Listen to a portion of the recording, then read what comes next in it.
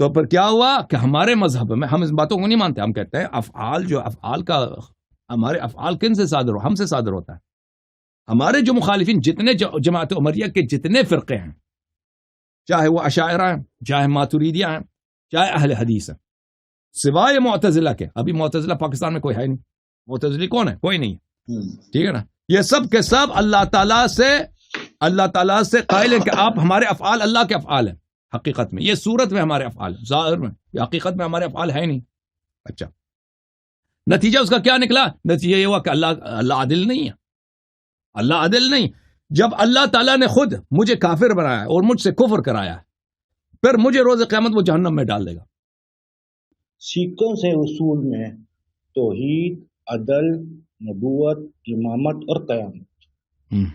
اس میں جو عدل ہے وہ بیسیکلی سمجھنا چاہ رہا ہوں کہ وہ کس نوعیت کا عدل ہے. کیونکہ جہاں تک میں سمجھا ہوں، پہلے میں اپنی بتا دوں، شاید میں غلط سمجھا ہوں، تو کہ شیعہ امامی نقطہ نظر میں امامی اللہ کی رویت کے قائل نہیں ہیں. غیر امامی بھی رویت کے قائل نہیں ہے صرف دنیا میں، لیکن وہ مانتے ہیں قیامت کے دن اللہ کا دیدار ہو جائے گا. لیکن امامی کی رائے یہ ہے کہ وہ اللہ قیامت کے دن بھی نظر نہیں آئے.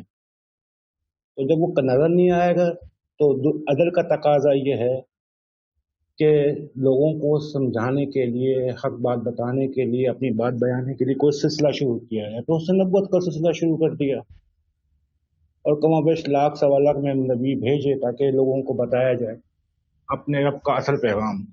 پھر اللہ نے نبوت کو ختم کر دی لیکن دنیا کو ختم نہیں کیا. تو عدل کا تقاضا یہ ہے کہ کوئی ایسا نیا سسٹم شروع کیا جائے، کیونکہ دنیا بھی ختم ہو جانی چاہیے کہ نبوت ختم ہو جاتی تو. لیکن چونکہ اللہ نے دنیا کو قائم رکھا اور نبوت ختم کر دی، تو ایک ایسے سلسلے کو شروع کرنا تھا کہ جو اس سسٹم کو لے کے آگے چلے. یہ کیونکہ عدل خداوندی ہے. قاتل مجید صاحب کا ایک بڑا اس میں اپنا ریمارکس ہیں اس بارے میں کہ امامت عدل خداوندی ہے. اس کی ریزن بھی انہوں نے یہی دی ہے کہ نبوت ختم ہونے کے بعد ایک ہدایت کا ایک سلسلہ ہونا چاہیے. تو میرا آپ سے سوال یہ ہے کہ آپ اگر امامت عدل خداوندی ہے تو غیبت امامت کو آپ کیسے جسٹیفائی کریں گے؟ تو عدل جو آپ نے سمجھا نا، وہ عدل وہ نہیں ہے جو آپ سمجھ رہے ہیں. عدل جو شیعہ کہتے ہیں، شیعہ کو عدلیہ کہتے ہیں اور معتزلہ کو بھی عدل اگر کہتے ہیں. قیامت کا لفظ نہیں ہوتا اصول دین میں تو میں مان لیتا ہوں عدل کا مقصد بھی یہ عدل خداوندی ہے. قیامت بھی عدل ہے. عدل کا مطلب یہ ہے میرے بھائی، ہم عدلیہ اس لیے ہیں کہ ان کے مسلمانوں میں ایک بہت بڑا اہم بحث ہے، اور وہ ہے کس کا؟ کہ انسان کے جو افعال ہیں یہ کس کے افعال ہیں. ہمارے جو افعال ہیں، مثلا میں آپ سے گفتگو کر رہا ہوں، میں کھانا کھا رہا ہوں، میں نماز پڑھتا ہوں، یا ایک شخص کافر ہے، وہ کفر کر رہا ہے، وہ گناہ کر رہا ہے، شراب پی رہا ہے، زنا کر رہا ہے. تو یہ کس سے صادر ہوتا ہے؟ اس افعال کا خالق کون ہے؟ شیعہ عقیدے میں یہ ہے کہ اللہ تعالیٰ اعیان کا خالق ہے. افعال جو ہیں یہ اعیان میں سے نہیں ہیں. افعال جو ہیں، افعال اللہ تعالیٰ اعیان کو خلق کرتا ہے. مجھے خلق کیا، آپ کو خلق کیا، یہ دنیا جہان کو خلق کیا. ہمارے افعال جو ہے نا، ہمارے افعال یہ ہمارے ہی مخلوق ہیں، ہم نے اس کو وجود میں لایا، اور یہ اعیان میں سے نہیں ہے. یہ افعال یہ ہم چیزوں کے صورتوں کو، مثلا میں اردو میں بات کیجئے، سمجھ میں آ جائے گی. ہاں جیسے میں ابھی مثلا اللہ تعالیٰ نے دنیا جہان کو خلق کیا. پہاڑ کیا ہے؟ کہ عین ہے، ایک شے ہے. دریا ہے، پانی ہے، مٹی ہے، لوہا ہے، ٹھیک ہے نا، بنی آدم ہے، ملائکہ ہیں، یہ اعیان ہے.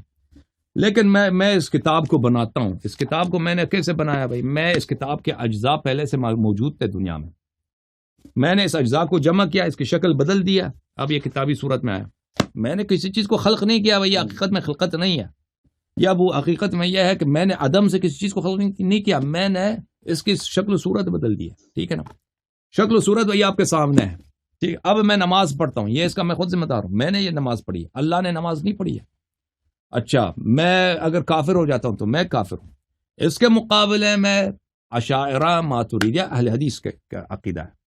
وہ کیا کہتے ہیں؟ کہتے ہیں نہیں، سارے انسان کے جتنے افعال یہ اللہ تعالیٰ سے صادر ہوتے ہیں. کافر جو کفر کرتا ہے، مسلمان جو مسلمان ہے، اس کا ایمان ہے، نماز، روزہ، زنا وغیرہ، یہ سب اللہ تعالیٰ کے افعال ہے. میں آپ کو کچھ دکھا دیتا ہوں، یہ ملاحظہ فرمائیے.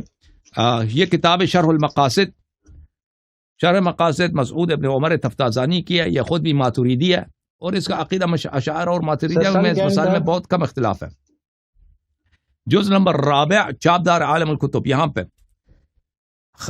العبد مضطر فی صورت المختار، انسان صورت میں مختار ہے، چوائس ہے، فری چوائس، لیکن حقیقت میں انسان مضطر ہے یعنی آپ کی بالکل کوئی چوائس نہیں ہے، چوائس نہیں ہے، آپ بالکل آپ سمجھتے ہیں آپ کا اختیار ہے، کچھ اختیار نہیں ہے، انسان مضطر ہے، انسان کیا ہے؟ مکرہ ہے، مجبور ہے، حقیقت میں جبر ہے۔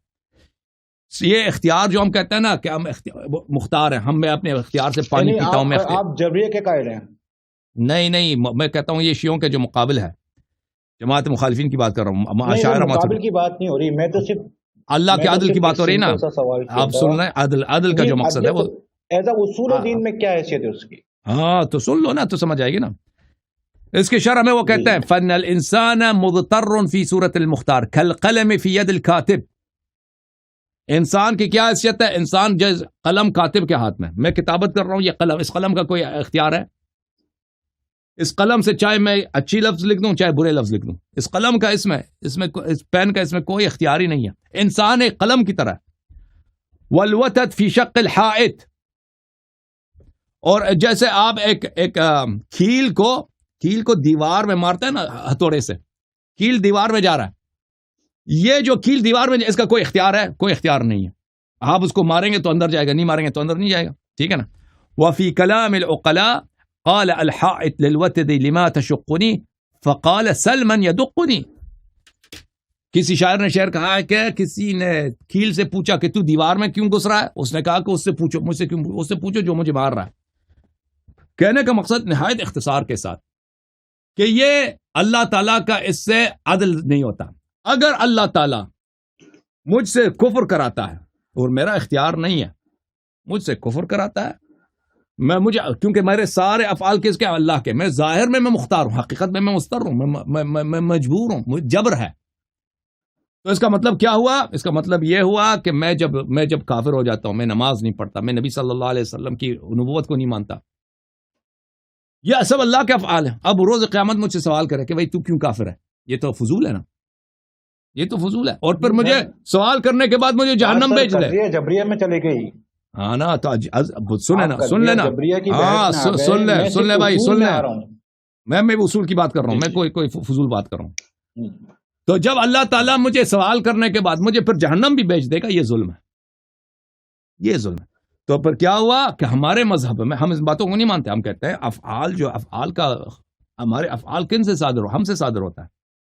ہمارے جو مخالفین، جتنے جماعت عمریہ کے جتنے فرقے ہیں، چاہے وہ اشاعرہ ہیں، چاہے ماتوریدیہ ہیں، چاہے اہل حدیث ہیں، سوائے معتزلہ کے، ابھی معتزلہ پاکستان میں کوئی ہے نہیں، معتزلی کون ہے؟ کوئی نہیں، ٹھیک ہے نا۔ یہ سب کے سب اللہ تعالیٰ سے قائل ہیں کہ آپ ہمارے افعال اللہ کے افعال ہیں، حقیقت میں یہ صورت میں ہمارے افعال، ظاہر میں، یہ حقیقت میں ہمارے افعال ہے نہیں۔ اچھا، نتیجہ اس کا کیا نکلا؟ نتیجہ یہ ہوا کہ اللہ عادل نہیں ہے، اللہ عادل نہیں۔ جب اللہ تعالیٰ نے خود مجھے کافر بنایا اور مجھ سے کفر کرایا، پھر مجھے روز قیامت وہ جہنم میں ڈال دے گا۔ یہ جو میں نے آپ کو کتاب دکھائی ہے، یہ کس کی کتاب ہے؟ شرح مقاصد مسعود ابن عمر تفتازانی کی، اور اس طرح کے میں اگر چاہوں 10 مزید کتاب آپ کو دکھا سکتا ہوں۔ اوکے، عدلیہ جب ہم کہتے ہیں نا، عدلیہ، عدل سے کیا مراد ہے؟ عدل سے یہ مراد ہے کہ اللہ تعالیٰ سے ہم وہ نسبت نہیں دیتے، وہ چیز ہے۔ اگر یہی کام ایک شخص اپنے گھر میں کرے، کہ اگر ایک شخص اپنے غلام کو کہہ دے کہ بھائی تو چوری کر، چوری کرنے کے بعد کیا کر، اس کو پکڑ کے مارنا شروع کر دے کہ تو نے چوری کیوں کیا، تو ہم اس کو کہیں گے یہ قبیح کام ہے۔ اسی طرح اللہ تعالیٰ اگر مجھ سے کفر کراتا ہے، پھر اس کفر کی وجہ سے مجھے جہنم ڈال دیتا ہے، یہ ظلم ہے، ٹھیک ہے نا۔ تو ہم عدلیہ کیوں کہلاتے ہیں؟ کیونکہ ہم جبریہ نہیں ہیں۔ آپ لوگ ابھی پاکستان میں جو لوگ ہیں نا، وہ پاکستان ماتوریدی اشاعرہ، یہ تو ان باتوں کا عوام سے چھپاتے ہیں، ان حقائق کو، ان باتوں وہ سمجھتے ہیں کہ ان کے عوام سمجھتے ہیں، وہ منبر سے کیا کہتے ہیں کہ لوگوں جا کے نماز پڑھو، لوگوں تم ایمان لاؤ، اگر ایمان نہیں لاؤ گے جہنم میں جاؤ گے، حالانکہ اس میں کسی کو اختیار ہی نہیں ہے۔ اپنے عقیدے کے مطابق بات کریں نا، وہ سب اللہ کرائے گا، ہمارا کوئی چوائس ہی نہیں ہے۔ تو اس لیے یہ کیا ہے؟ یہ اللہ کے ظلم کے قائل ہیں، کہیں گے نہیں زبان سے کہ ہم اللہ کے ظلم کے قائل ہیں، لیکن یہ اللہ کو عادل نہیں مانتے۔ اوکے، اس کا اصل مقصد یہ ہے۔ اب بولے نا عدل کا پتہ چلا کہ اصول دین میں جو عدل کہا جاتا ہے کہ شیعہ اور معتزلہ عدلیہ ہے، شیعہ اور معتزلہ عدلیہ ہیں، باقی جو فرقے ہیں وہ نہیں عدل کو نہیں مانتے. اس سے کیا مراد ہے؟ میری بات کو سمجھ نہیں پا رہے ہیں. میں عدل کو نبوت اور امامت سے جو لنک کر رہا ہوں کہ یہ سیکنڈ نمبر پہ ہے، تو سیکنڈ نمبر وہ تو آپ کر رہے ہیں نا، وہ تو آپ کر رہے ہیں. اس کا تو آپ کے پاس سیکوینس بھی سیکنڈ نمبر پہ ہے بھائی. وہ سیکنڈ نمبر اسی لیے ہے نا بھائی. وہ میں آپ کو بتاؤں کہ عقیدے میں جو عدل ہے اس سے مراد کیا ہے. آپ کو تو پتہ ہی نہیں، آپ کسی اور وادی میں لے کے گئے نا کہ نبوت سے میں نے ملا دیا. نہیں، توحید اللہ نے کہا میں جانا جاؤں، خود تو نہیں آئے گا بچے اپنے آپ کو جنوانے کے لیے. وہ سسٹم کریٹ کرے گا، یہ اس کا عدل کا تقاضا، یعنی کہ اس کی یہ نظر ضرورت ہے عدل. تو اس نے سلسلہ نبوت کو سٹارٹ کیا. بھائی صاحب جب آپ کہتے ہیں نا کہ شیعہ اصول دین میں کہتے ہیں کہ اصول دین میں توحید ہے پھر عدل ہے. عدل سے مراد میں نے آپ کو سمجھا دیا کہ عدل سے کیا مراد ہے. اوکے، اب آپ اس کو سمجھیں. عدل کا ریلیشن شپ کیا ہے نبوت سے امامت سے، میں آپ سے یہ سمجھنا چاہ رہا ہوں. عدل کا ریلیشن شپ کیا ہے نبوت سے؟ دیکھیں اس کا عدل یہ ہے، جب ہم کہتے ہیں نا کہ اللہ تعالیٰ ہمیں چوائس دیا ہے، دنیا میں ہم آئے ہیں، اللہ نے ہمیں چوائس دیا ہے، ٹھیک ہے نا، ہمیں اختیار دیا کہ آپ یا گمراہی کے راستے پہ چلیں، گمراہی کے راستے پہ چلیں یا ضلالت کے راستے پہ چلیں. تو اللہ تعالیٰ یہاں پر ہمارے لیے ہادی بنا کے بھیجتا ہے، شریعت بنا کے بھیجتا ہے. ہادی اللہ کی جانب سے شریعت ہے. سمجھ میں آتی ہے. طاعت کریں گے بھائی، طاعت کریں گے تو جزا ہے، ثواب ہے. معصیت کریں گے تو عقاب ہے، حساب کتاب ہے، سختی ہے. نہیں چلے نا بھائی، ماننا نہ ماننا ہماری اپنی چوائس ہے. اب بھائی سن لیں، لیکن اس کا بھائی سن لیں. جب آپ کہہ رہے ہیں کہ عدل کا کیا تعلق نبوت سے، جب چوائس ہی نہیں ہے. جب میری مثال قلم کی مثال ہے کاتب کے ہاتھ میں، کاتب کتاب، اس قلم کا، یہ قلم کفر لکھے یا ایمان لکھے، اس قلم میں اس کا کیا قصور ہے؟ کوئی قصور نہیں ہے، کوئی قصور. تو اس میں نبوت ہی ابس ہے بھائی. جماعت مخالفین کے عقیدے کے مطابق شریعت ہی ابس ہے. ارسال رسول، انزال کتب، یوم حساب ابس ہے، باطل ہے. کیوں باطل ہے بھائی؟ تو اللہ مجھ سے کفر کرائے گا. 1,24,000 پیغمبر چھوڑو، 1 ملین پیغمبر بھیج دے. جب اس نے مجھ سے کفر کرانا ہے، میری تقدیر میں اس نے کفر لکھا ہے، میرے قضا قدر میں اس نے کفر لکھا ہے. اب اس کے بعد نبوت کے فائدے ہی کیا ہے؟ پھر روز حساب میں مجھ سے حساب لے لے کہ بھائی تو کیوں کافر ہو؟ تم نے خود کفر کرایا بھائی، تم نے خود مجھے کافر لکھا ہے، میرا چوائس ہی نہیں تھا. پھر مجھے جہنم بھیج دے. میں جبریہ نہیں ہوں، میں قطریہ ہوں. عرض یہ ہے بھائی، عرض یہ ہے کہ اس کا نبوت کے ساتھ اس کا کیا تعلق ہے؟ نبوت کے ساتھ اس کا تعلق یہ ہے کہ جماعت مخالفین کے عقیدے کے مطابق، چاہے اشاعرہ اشعری ہو، چاہے ماتوریدی ہو، چاہے اہل حدیث ہو، چاہے احمد بن حنبل کا ماننے والا ہو، اللہ کا سب کام ہی ابس ہے. سب کام ہی شریعت ابس، رسالت ابس، روز جزا ابس. یہ امر، جتنے اوامر آئے نا قرآن میں کہ نماز پڑھو، نماز نہیں پڑھو گے تو اتنا گناہ ہوگا، اللہ نے ڈرایا، انذار، تبشیر، یہ سب کے سب ابس یعنی فضول، یہ سب ابس ہے. کیونکہ کیا فائدہ اس کا؟ تو اس کا لنک یہ ہے. آپ کہہ رہے ہیں کہ عدل کا نبوت کے ساتھ کیا لنک ہے؟ اس کا لنک یہ ہے. کیا لنک ہے اس کا؟ امامت سے کیا؟ ٹھیک ہے نا، چوائس ہوگا تو ہادی ہوگا نا.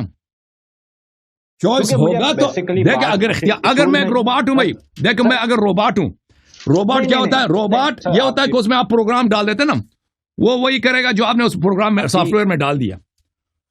تو پھر امام وغیرہ کا کوئی ضرورت نہیں ہے. لیکن اگر روباٹ نہیں ہے، فری چوائس ہے، تو امام کی ضرورت ہے، ہادی کی ضرورت ہے.